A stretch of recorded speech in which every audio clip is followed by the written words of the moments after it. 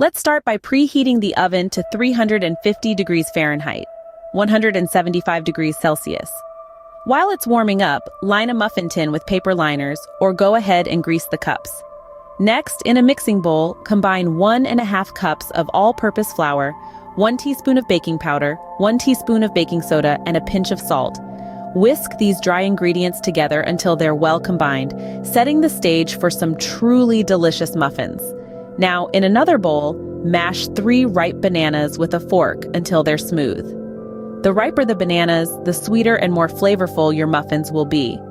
To these mashed bananas, add 3/4 cup of granulated sugar, 1 beaten egg, and 1/3 cup of melted butter.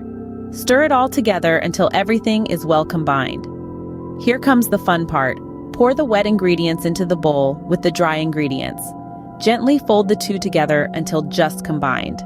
Be careful not to overmix. You want to keep the muffins light and fluffy.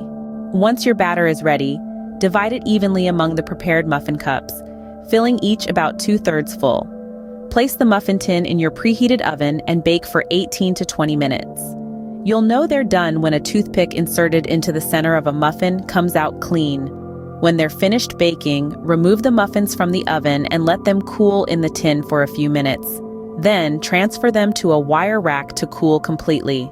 And there you have it. Beautiful, delicious homemade banana muffins. With these simple steps, you can whip up a batch anytime you like. So go ahead, give it a try. Happy baking!